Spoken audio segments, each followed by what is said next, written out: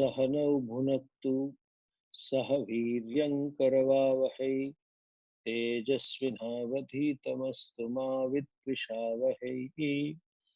ओम शांति शांति शांति। श्रुति स्मृति पुराणानाम् आलयं करुणालयं नमामि भगवत्पादं शंकरं लोकशंकरं। शंकरं शंकराचार्यं केशवं बादरायणं सूत्रभाष्यकृतौ वन्दे भगवन्तौ पुनः पुनः। ईश्वरो गुरुरात्मेति मूर्तिभेदविभागिने व्योमवद्व्याप्तदेहाय दक्षिणामूर्तये नमः। वासुदेवेन्द्र योगीन्द्रं नत्वा ज्ञानप्रदं गुरुं मुमुक्षूणां हितार्थाय तत्त्वबोधो विधीयते।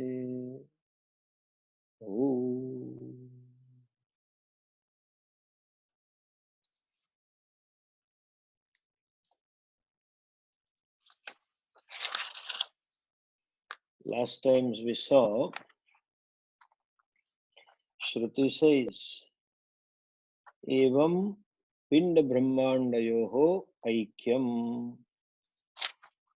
There is identity between the two, macrocosm and microcosm, because both are nothing but Panchamahabhutas.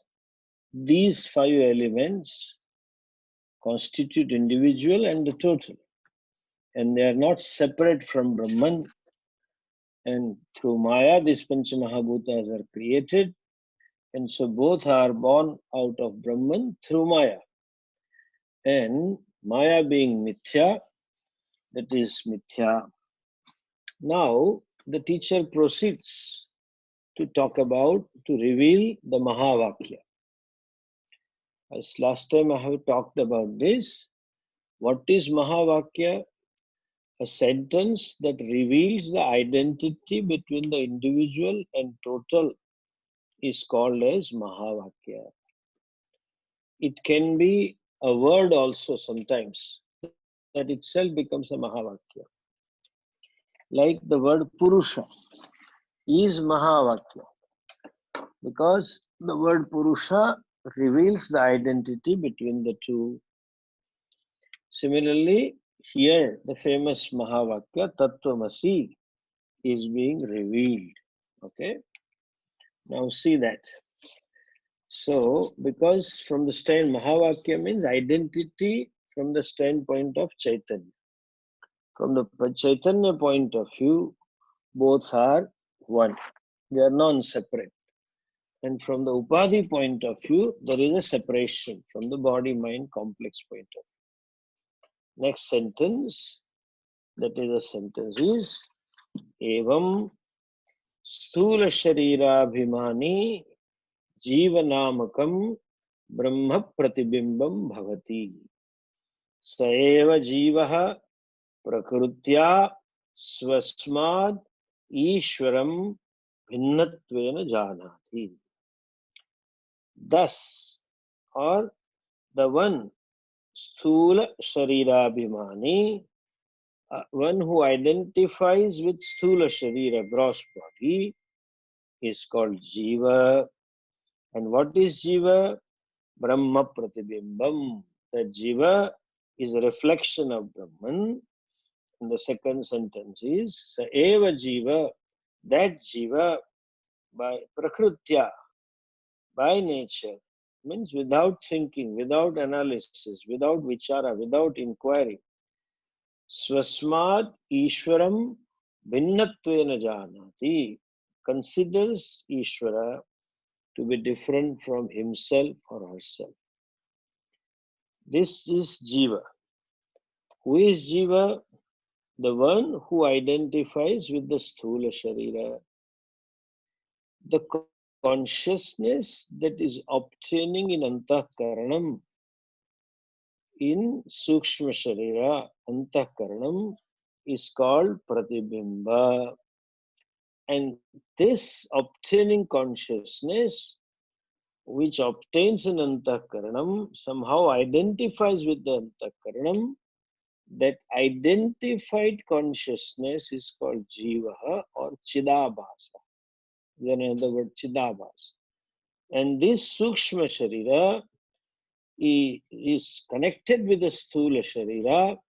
Sukshma sharira becomes, since the consciousness is identified with sthula sharira or a sukshma sharira, and that sukshma sharira is further identified with the sthula sharira, the body becomes conscious. So the entire body-mind complex becomes conscious because there is a consciousness which obtains in the Sukshma Sharira, namely Antakaranam. And that obtaining consciousness, having identified with Sukshma Sharira, further identifies with the Sthula Sharira, and that identified consciousness, as though identified, is called Jiva. So Jiva means what? The one who is identified with Sthula and Sukshma Sharira. Identified means, say, because of this identification, the individual takes the qualities of both these bodies as his or her quality. This body is limited, Sthula Sharira. It takes itself to be limited. This body is subject to birth and death. Jiva takes itself to be subject to birth and death. All the gunas, qualities of the body, male or female, and sukshma sharira, angry, happy, irritated, etc. All these qualifications become my qualifications. This is because of identification. Okay, that jiva, sthula sharira abhimani. Abhimani is identification. Generally, abhimana means we call it arrogance. Then here it is identification is in the sense of not arrogance, identification. And that is called Jivanamakam Brahma Pratibimbam Bhavati. That is called Brahma Pratibimba. In reality, Jiva is nothing but pure consciousness. Is neither Sthula Sharira nor Sukshma Sharira, just a consciousness. Antakaranam has a capacity to reflect, to manifest the consciousness. Exactly like a piece of glass and iron ore. Iron ore has capacity to reflect. Understand the word reflect. Into bracket, manifest the heat of the sun, iron ore. But it doesn't have capacity to reflect or manifest the light of the sun. Wherever there is a heat, the light is there. The medium, the iron ore, has no capacity to manifest the light. Whereas if you remove the iron ore from there and put a mirror, that particular object, what we call as mirror, has a capacity not only to reflect the heat, but it reflects the light also. The sun rays, which is the swarupa of the sun, is like, you can, like Sachidatma, you can equate it some example. I mean, similarly, it is heat, light, and energy. But here, in case of iron ore, there is only and only manifestation of heat. In case of mirror, there is a manifestation of heat and light, both. And if there is a solar panel, it has a capacity to manifest the energy, power that is there in it. Antakaranam similarly has a capacity to manifest consciousness. We see the different types of objects in the world. We see some inert object, and at the same time we see some sentient object. There is no difference between the sentient and inert object. Wherever there is a heat of sun, there is a light of sun. So wherever there is isness, anything that is consciousness. But then the medium to manifest consciousness is missing.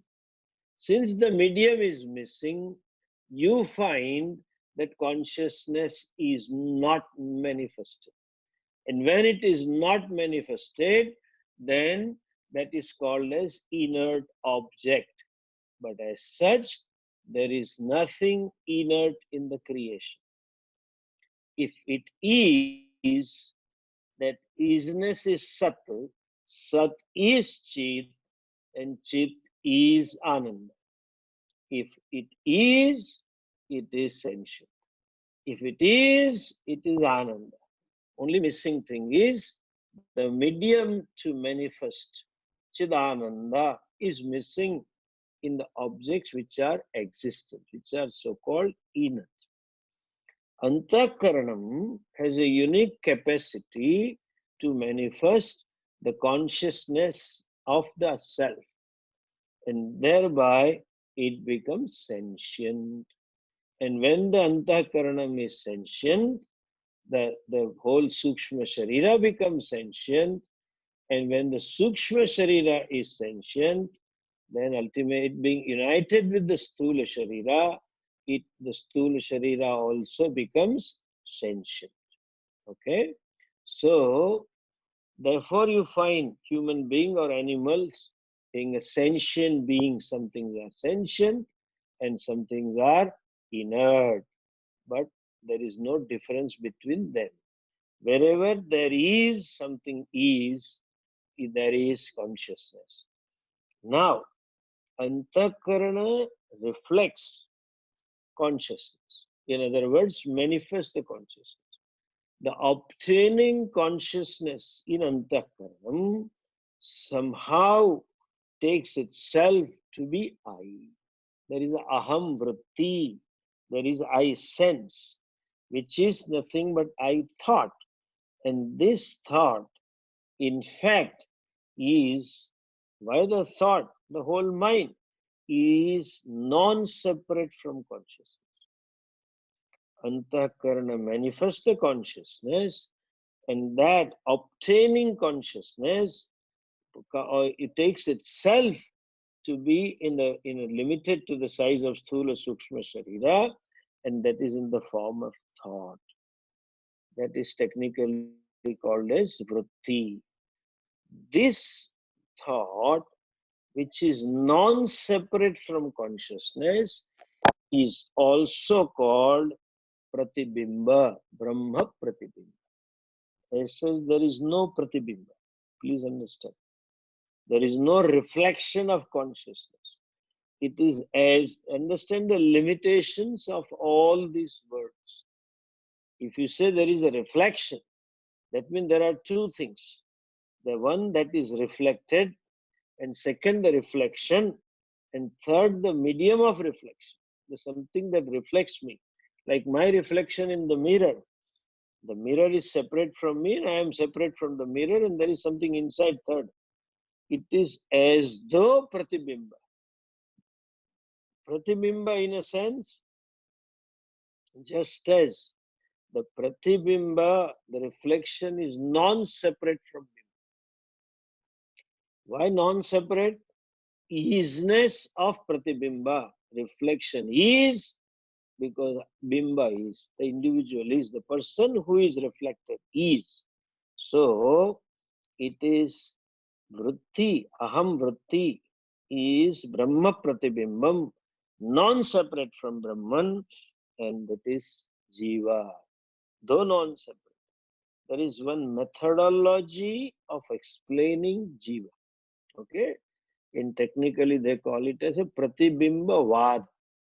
And there are two Vadas, Abhasavada and Pratibimba Vada.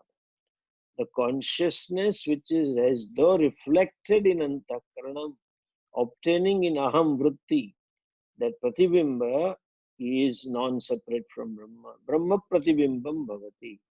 Another methodology is Abhasava, like the space that obtains in a pot takes itself to be separate from the total space. And that obtaining pot space is called Abhasa. Mahakashasya Abhasa. So, the obtaining consciousness is referred as Pratibimba. Why Pratibimba? Again, that vritti, the eye sense, is nothing but Namarupa. And eye sense means the name and the shape, name. I am male, female, etc., etc. But the existence and sentiency of Aham vritti is non-separate from consciousness. And therefore, it is as though Pratibimba. Okay? So, Jivanamakam Brahma Pratibimbam Bhavati. That is that which is called Jiva is called, that is Brahma Pratibimba. Pratibimba, again, not really reflection. These are all the limitations of the word. What we really mean is non-separation from the consciousness. Just as the reflection of the sun in the mirror, though there is a reflection, but that reflection is not separate from the bimba. Any reflection is non-separate from bimba. It is only in that sense the word reflection is used. I would like to repeat, there are no two things, reflecting medium and the thing that is reflected. Sun is different from the mirror.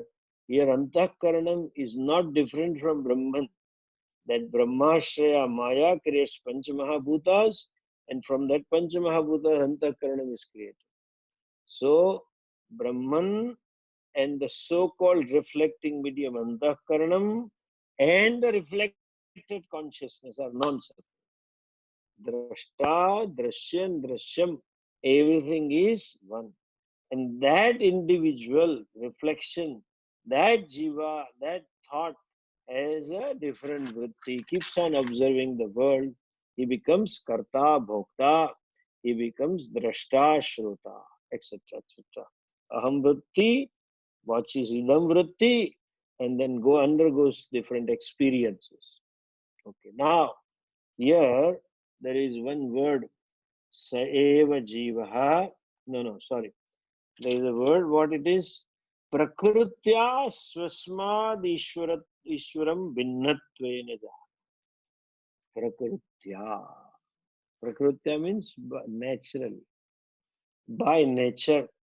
By nature means, that means without any inquiry, without any thinking, without any analysis, without any discrimination.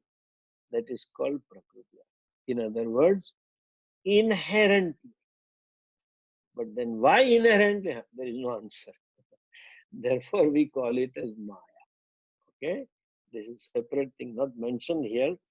Maya, by birth itself, it takes itself to be. And the nearest word is ignorance. What is ignorance? Prakriti. What is Prakriti? Please understand. I can define this ignorance. I can define this Prakriti as erroneous judgment. It is not simply not knowing. Generally, when we say ignorance, we mean not knowing a thing. It is not in the sense of not knowing, it is a sense of knowing it differently than what it is. Okay? And not even simply differently, opposite to what it is.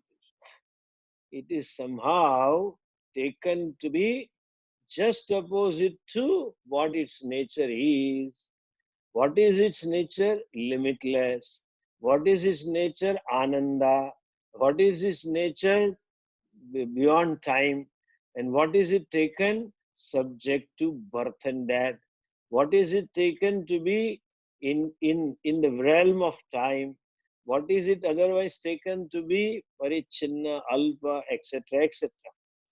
That sense of limitation is erroneous judgment. And you can add this error caused without any thinking. Somehow error happens. And it happens, it's okay. It may happen. You may not have a reason how this erroneous judgment took place. But the irony here is that there is no readiness to do vichara. Okay? There is a erroneous conclusion without pramana vyapara, and that conclusion is so confounded that the fellow is not willing to think. Sometimes there can be erroneous conclusion after pramana vyapara. Here there is no pramana vyapara also. Like even when we see rope snake,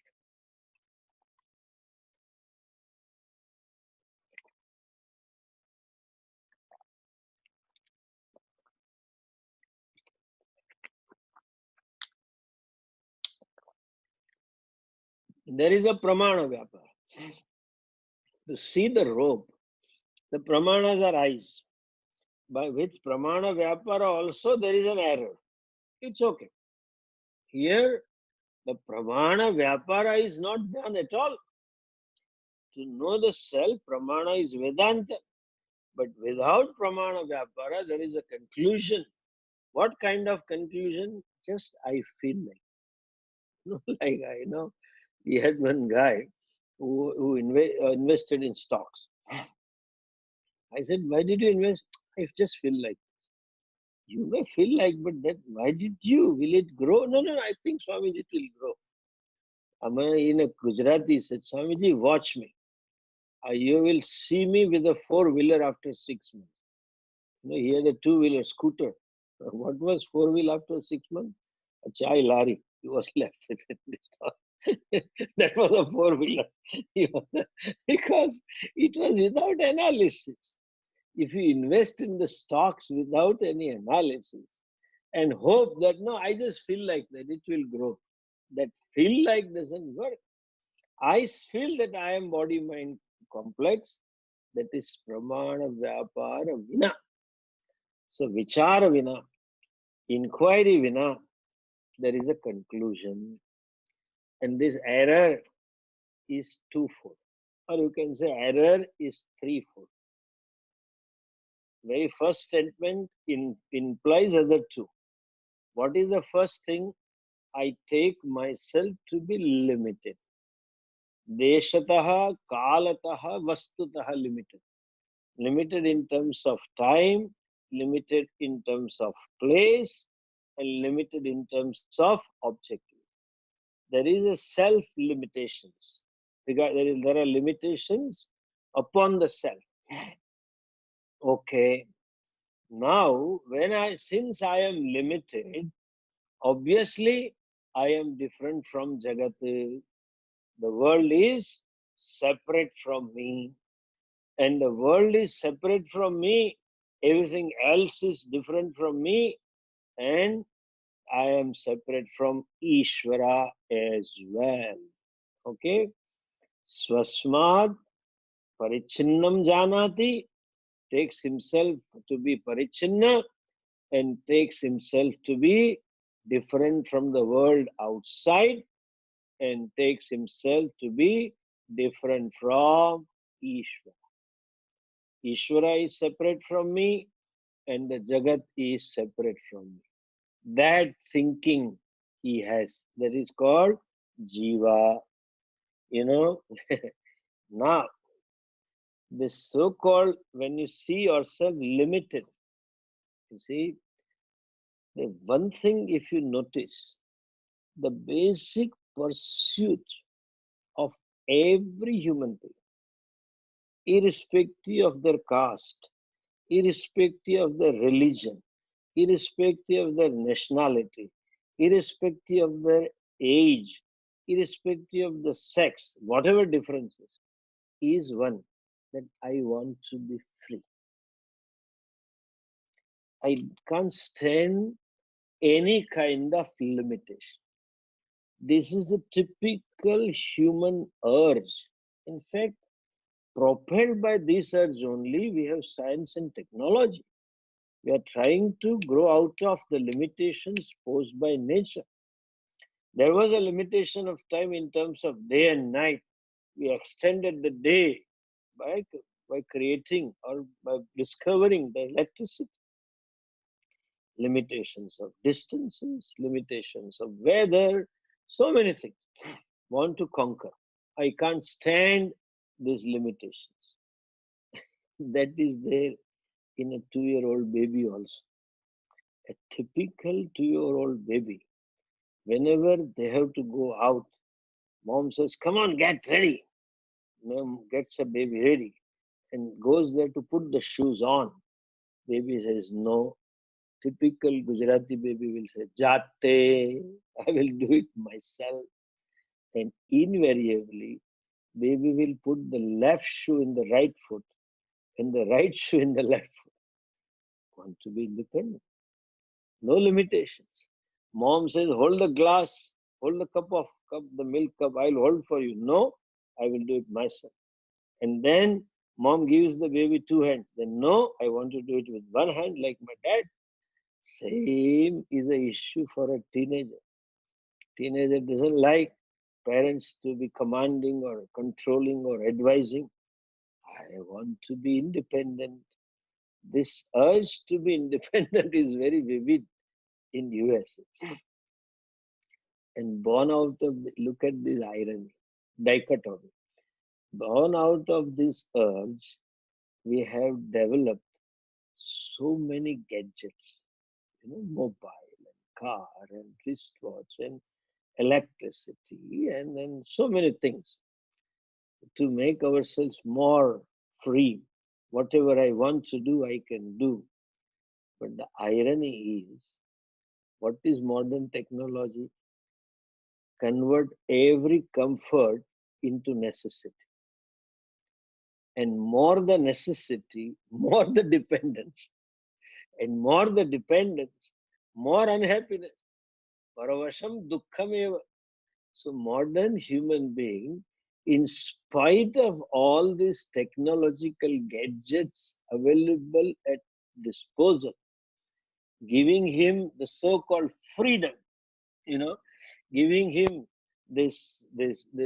releasing the human being from so-called limitations, has turned into another form of bondage, another form of limitations. Anyway, coming back to this, there is separation, sense of limitation, and that I want to get rid of any kind of limitation, that I want freedom from all kinds of limitations is a natural urge, and that is the urge for moksha. Okay? This moksha, that moksha is universal. It has nothing to do with Hindu dharma. Even non-Hindu also has a moksha. Only thing is, Sanatan dharma or Vedic dharma has a body of knowledge which helps you to discover that you are ever free. The so-called bondage is out of ignorance, and you are all the time free. And that is because that knowledge removes the ignorance, and I discover the freedom that is my nature. Now, that means I am limitless. I am not separate from Ishvara. The very pursuit of moksha is there only when you accept non-separation from Ishvara. What they call it as abheda bhava. If this bheda bhava, the sense that I am limited and Ishvara is away from me, the sense of separation is so strong. The feeling that Ishvara is great, Ishvara is Sarva Shaktiman, Sarva Vyapi, and is glorious and things like that. And aham tuchha, I am limited, I am nobody, I am bhrutasya, servant, like that, and I am a sinner, etc., etc. This This sense, if it is so strong, the fellow will not start the pursuit of moksha. Okay, one has to discover aham brahmasmi, aham nitya muktosmi, to gain the absolute freedom. And to discover that, one has to accept the possibility, and that acceptance is called Shraddha. That acceptance or willingness to expose to Shastras, willingness to study, and willingness to pursue the study is called Shraddha. I know quite a few devotees. They are so strong, they are not ready to give up this. So confounded in their vision of bhakti. They are wanting someday that I want to see Ishvara, I want to see my beloved Bhagavan, I want to serve him. All kinds of stories are there. Shabri served him, gopis played with Krishna and baby Krishna and blah blah blah. I want to touch him, I want to talk him. They ever remain bhakta. So-called bhaktas means ever remain away from Ishvara, always seeking Ishvara. Which Ishvara? Which is you? And they go, Bhagavan, darshan kab doge? Darshan do ghanshyam mori akhiyan pyasi. Oh Ghanshyam, oh Lord, give me darshanam, my eyes are thirsty, etc., etc. But that is to be discovered that he cannot give darshan. Bhagavan, he cannot hide anywhere. He cannot hide because sarvasya chaham hridisannivishta. The 15 chapters. Aham Atma Gudakesha Sarva Bhuta Shayastita. I am the self of all the jivas. I am the Atma of all jivas. And he cannot hide anywhere. Still these bhaktas think he is hidden. And they think he is hidden, and therefore they keep searching him, they keep wanting him, and in that urge they are not willing to accept where that I am non-separate from Ishvara. Okay? Now, this urge is born of what? Prakritya. Prakritya means by nature. By nature means somehow, right from the birth, right from day one beginning, Jiva takes itself to be non-separate from Ishvara. And as I said, it not only takes separate from Ishvara, but then doesn't accept that there can be identity, not willing to proceed. For them, Ishvara is away from it. Even if they have darshan of Ishvara, Ishvara will be away from them because they want to see him again. They want to meet him again. And this is Prakritya. Everybody is born with ignorance. And this ignorance itself is nothing but manifestation of Maya. Identification with Sthula Sukshma Sharira and taking its qualities as mine and therefore suffering, therefore feeling I am a small fellow. Pujya Swamiji used to say, this fellow is ninja. All the time ninja, trying to find himself, trying to fight with the world, trying to grow, trying to become somebody, etc., etc. And therefore, the whole life is nothing but fighting. Whole life is nothing but conflict. Whole life is nothing but full of sangarsha. Anyway, that is caused by Prakriti. Now see the next sentence. What is Jiva? He again qualifies that in different words. Avidyopadhi san atma jiva ityuchyate. Avidya upadhi ji atma. That atma is called Jivaha. Okay? Who is Jiva? Who is endowed with the upadhi called avidya. It is upadhi means what? There is a Sanskrit word called upadhi. Upa samipe sthitva swagunan adhatte iti upadhi.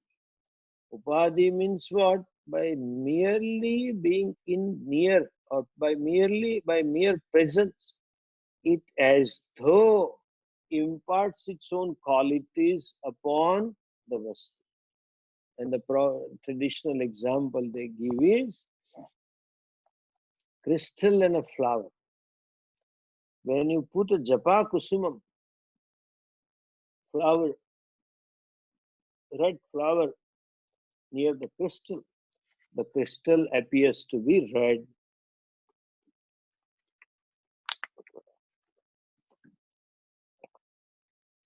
If you put a yellow flower, crystal appears to be yellow. Similarly, by mere presence of ignorance, this is becomes a jiva, the consciousness obtaining in antakaranam, which is endowed with ignorance, becomes as though jiva. Jiva means there is a self-judgment. That judgment, there is a self-identity. Which identity or which judgment? I am limited, I am small, I am incomplete. That kind of sense is jiva. And the second one is mayopa. Look at the next sentence. Mayopadi san atma ishvara ityuchyate. The consciousness which is as though conditioned by, as though limited by adjunct maya, is called Ishvara. Thus, if you look at these two statements, what it means that Jiva and Ishvara are the same Atma. The Atma, because of avidya, Atma means consciousness. The consciousness obtaining an antakaranam because of ignorance is called Jivaha. And the consciousness which is conditioned by Maya is called Ishvara. There cannot be avidya in Ishvara because that Ishvara is Sarvagnaha, Sarvashaktiman, all knowing, etc. etc. The individual upadhi is vidya and total upadhi is maya. As long as the jiva continues itself to be identified with this individual upadhi, with this sukshma sharira, identifying with sukshma sharira and then identifying with the sthula sharira, thereby that jiva becomes what? That jiva continues, and as long as there is jiva, there is Ishvara. Okay? Though we say Mayopadi Atma Ishvara Uchyate, we don't have to work to remove the Maya Upadi from Ishvara. If the self-ignorance is removed, if the self-ignorance is removed, if this is discovered that I am the pure consciousness and not this particular consciousness obtaining in Sukshma Sharira Antakaranam, not the Jiva, then there is no Ishvara. As long as consciousness identifies with Sukshma Sharira and Sthula Sharira, so long as Jivatva will continue, and as long as Jiva continues, Ishvara will be there, who will be controlling, who will be regulating the Sthula Sukshma Sharira. He is a Jagat Karanam. So that Ishvara will be controlling all these bodies, and as per the law of karma, the Jiva will suffer. Just for further discussion will be there after 2 classes. But just to put thing in your mind, even the wise man, because of the prarabdha, there is, after knowledge, there is identification, continues with Sthula Sukshma Sharira, and prarabdha is there, therefore Ishvara also is there. Even for Jivan Mukta, there is Ishvara, and for Agnani also there is Ishvara. Okay, they say Vedantins don't accept Ishvara. No, we certainly accept. At Upadhi level, there is Ishvara always, but only thing is the differences are there is only Aupadhikam, not real. That's all. It's a cognitive thing. Non-acceptance of Ishvara is a wrong statement to say that Vedantins don't accept Ishvara. Vedanta certainly accepts Ishvara. In fact, wise men he accepts more Ishvara. He is a great bhakta, Gnani, Chaturvida Bhajante. The fourth type of one of the bhakta, greatest bhakta, as per Bhagavan, is wise man. He lives in the awareness of Ishvara, Upaditaha. But the wise man knows the differences are only mithya. Is caused by Maya, and Maya is mithya, differences are mithya. And in spite of mithya differences, he continues relating to Ishvara through mithya body and through mithya prarabdha. Okay. Now, then concluding this section, he says, Evam उपाधि भेदात जीवेश्वर भेद दृष्टि यावत् पर्यंतम तिष्ठति तावत् पर्यंतम जन्म मरणादि रूप संसारः न निवर्तते. Evam, in this manner, as long as, what he says, as long as what remains, Veda Drashti Tishta. Veda Drashti, there is a vision, or there is a conclusion. In fact, there is a vision and conclusion are wrong word. I would say there is a notion of difference. There is an erroneous conclusion of difference between me and Ishvara. Continues between individual and Ishvara. This difference continues. Tavat paryantam, until such time, samsaraha na nivartate. Which of the samsara doesn't come to an end. Samsara means life of becoming. Samsara means with that which is Janma Maranadi Rupaha, in the form of birth and death, doesn't come to an end. Okay? Who is Jiva? You know, Jiva is a traveler, constant traveler. The travel is what? The travel is not in terms of space. Travel is not in terms of time. Travel in terms of becoming. Look at this, our life. Right from childhood, we always wanted to become something. I had 50 marbles and 10 toys. I wanted to become the possessor of 100 marbles and 20 toys. I want to possess this and I want to be that. So life of becoming. Whole life journey, whole biography of all these jivas is becoming. Ultimately, maximum you can become the president or the prime minister. But Hindi is better. You बन सकते हैं. तो कोई ने बनाइए काढ़िए आप president किसको you ठग भी सकते हैं. आप बन भी जाते हैं, बनाना भी जानते हैं. मतलब you fool others also. Anyway, forget it. So becoming is the characteristic of Jiva. Samsara. Samsara means life of becoming. To have things here and there is not samsara. Relationship is not samsara. Okay? People around you or first two things around you is not samsara itself. Samsara is life of becoming. And that life of becoming, sorry, I'm sorry. Life of becoming is characterized by Janma Maranadi Rupaha, by the circle of birth and death.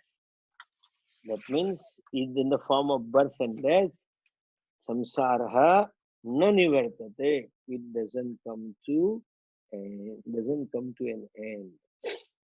Right from the birth, this view This thinking that I am limited, I am separate from Jagat and separate from Ishvara, this is the sense of separation is due to avidya, or you can say upadhi, because upadhi gunas are taken as yours. Somehow the characteristics or the qualities of the upadhi is taken as mine. So it is said, upadita, upadhi veda. But actually, the Veda is caused by ignorance, avidyavashat. The identification with the body takes place, one sense of oneness with the upadhi takes place only when there is ignorance. In absence of ignorance, wise man also has a body-mind complex. But wise man doesn't take himself or herself to be physio-psycho-complex. So upadhi Veda is in a secondary sense. The division or the difference is because of upadhi into bracket because of ignorance. And as long as this difference is there, limitations are felt, and that being against my nature, there is a natural urge to be free, natural urge to grow out of these limitations, and therefore there is a life of becoming, Janma Maranadi Rupa. And the life of becoming is characterized by birth and death. Birth and death means dukkha. All the time unhappiness. Harsha, Sukha, Dukha, Harsha, Shoka, etc., etc. A lot of pain, lot of trauma, lot of dukkham is throughout the becoming process. And having become also, some Sukha may be there because I wanted to become that, but then it is again new becoming is there and there is new dukkham is there. Exactly like people think, I've met some people who wanted to go to America. But I just want to go to America. That is a becoming, to become an American citizen, to own American green card, American work permit, etc., etc. And they think, having gained that, I will make the life. I've seen people marrying other person with American citizenship because there is becoming to be American. They think having gone to America, all the problems or sense of limitation will be solved. Nothing is solved. There is new problem. There is new dukkham. From the first day onwards, there is dukkham for paying taxes onwards. For driving dukkham, taxes dukkham, all dukkhas. So, samsara is characterized by dukkha. And now, this jiva, whom Swamiji used to call idiot, Swamiji's his own word was idiot. Idiot means jiva ityartha, the one who is endowed with ignorance, wants to get rid of this samsara dukkha through Ishvara, which again is a cause of dukkham for jiva. Oh Bhagavan, you are so separate from me, you are so away from me, give me darshan. I have only one urge to see you, to serve you. Like Gopi, I want to play with you, I want to feed you, I want to hug you, I want to talk to you, etc., etc. Dukkha. Even when Bhagavan is met with, Bhagavan is not going to stay with this guy permanently. He has so many business to do. He is a busy guy. So he may give some appointment for a few seconds and he goes away. Another dukkham. Oh God, you went away. I miss you now. There is a dukkham. There is a papam. This itself is a papam. The fellow is not willing to move forward from this sense of separation. Veda drishti is so ingrained in the persona of the individual that he thinks that Vedanta is too much. Vedanta is improper. And therefore they say, I have seen great bhaktas telling, don't listen to Vedanta. It's a papam. They used to say that. Even our Dongre Maharaj would used to say this. Vedantino sangana karta, papma padso. I don't know what papam it is. But then Ishvara is always away. I am only thing is a fellow or fellow can become a fanatic bhakta. Nothing else can change. And because of bhakti, some antakarana shuddhi may come. But all other issues of limitations and unhappiness, and the problem is, as they say in psychology, this tension, anxiety, worry, they are very contagious. In a family, when person has anxiety, the person spreads anxiety to the near and dear. There is a worry, he spreads worry to me. It's very contagious. So also this bhakta's dukkham becomes contagious. He makes others also dukkhi. He or she may have a good antakaran. We appreciate and respect that. But it has to grow out of it. You cannot say, I have passed the 12th grade and that's it. It is good. You pass with distinction. You stood first in the board. You are the greatest bhakta. But even Bhagavan whom you want to see, the Bhagavan whom you think is away from you, Jiva Ishvara Bheda Drashti, that Bhagavan wants you to know as yourself. Bhagavan, Arjuna also took him to be away, but Bhagavan himself gave him Upadesh. In fact, he created a situation wherein Arjuna would ask for this knowledge, and though Arjuna did not ask specifically for this knowledge, in fact, he was more confused about the topical problem, but Bhagavan himself took the opportunity and taught him, hey Arjuna, I am not separate from you. Discover this fact. And in Bhagavatam it is mentioned, ultimately Bhagavan sent Uddhava to talk to gopis. And in Ramayana there is a mention, Lord Rama himself studied Yoga Vasistha just to, though he knew it, but just to tell us that ultimate knowledge is to discover Ishvara is non-separate from yourself. That this fellow, Bheda Drashti, Yavat Tishtati, there is a dukkha, there is a samsara, some different kind of anxiety. There may be anasakti to some extent, but there will be asakti to another extent. Both asakti and anasakti has to be discovered as mithya. Then only you can grow out of it, Then I am tuchha, Ishvara is glorious. And the day by day, Ishvara will become greater glorious, Maha glorious. And I will become Maha tuchha. Any tuchha is a jiva. And any jiva is always becoming. And any becoming is janma marana. Is in the sense of birth and death. That's what our stories of Bhagavata tell. This Sanat Kumar, Jai Vijayas were such a great bhakta. They were dwarpalas to Bhagavan's Antahpuram, in the gate. And it is mentioned that Swarupa looking alike like Bhagavan. Sarupya Mukti, Sayujya Mukti, they had Samipya Mukti. But in spite of that, they had to continue the life of becoming. They were born as the Rakshasas, Ravanas, etc. And then again continue the life. So this becoming continues as long as Yavat Pariyantam Jiveshwarayoho Veda Drashtihi Tishtati. As long as there is a perception of duality, there is conclusion of duality, the samsara dukkha takes place. Just because I see the things differently doesn't mean they are true. To illustrate the truth of this statement, we give an example of dream world. Just because in the dream I see the different things away from me, but really they are not away. So Advaita in spite of Dvaita. Having discovered Ishvara non-separate from me, the wise man continues relating to Ishvara. Doesn't mean Ishvara doesn't exist for him. As long as there is upadhi, there is a relationship.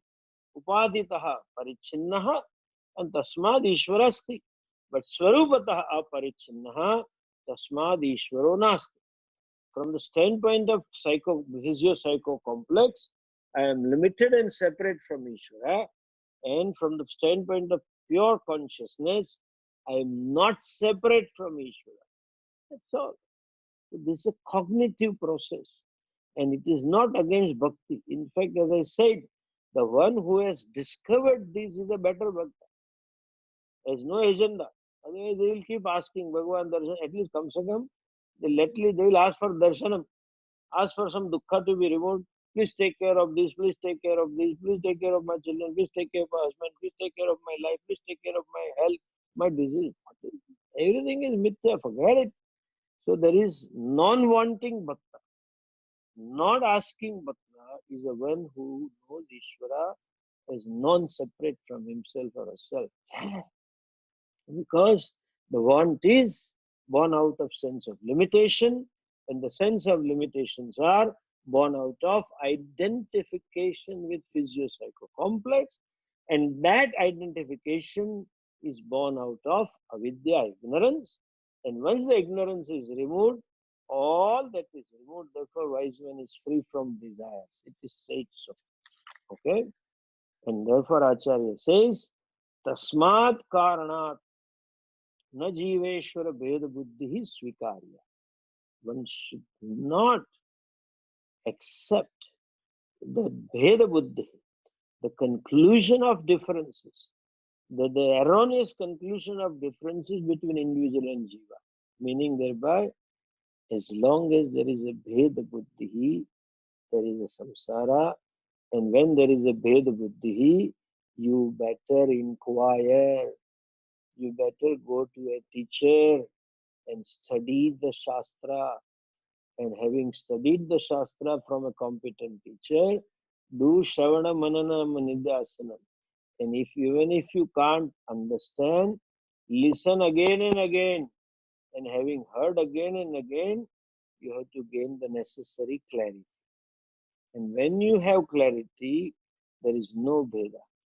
And for that, one needs to have Shraddha on Abheda Darshanam of the Shastra.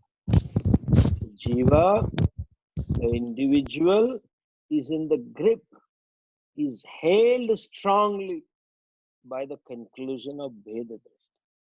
This Bheda Drashti, the vision of division, the thinking of division, conclusion of division, everything is separate from me, is so strongly held with himself or herself. Even though the fellow gets strangulated by all this, always in pain, still cannot give up. One has to loosen, that grip becomes loosened when you have Shraddha to begin with, and the grip is totally removed when you discover the knowledge, when you discover the fact. And then he further explains here, there is a question, how come they are one? And how, and then there is explanation, how they are not together one. There is identity that is being explained in the next section, which we shall take up in the next week. And thus, one section will be concluded, and the new section of description about the wise men will start. People always have a question, who is a wise man? And that is being described, Jivan Muktaha, and then there is a discussion of Karma Phalas, and the text gets concluded. We shall see that in the next class. Namaste. Om Purnamadah Purnamidam Purnat Purnamudachyate Purnasya Purnamadhaya Purnamevavashishyate. Om Shanti Shanti Shanti. Hari Om Shri Guru Pyo Namaha. Hari Om.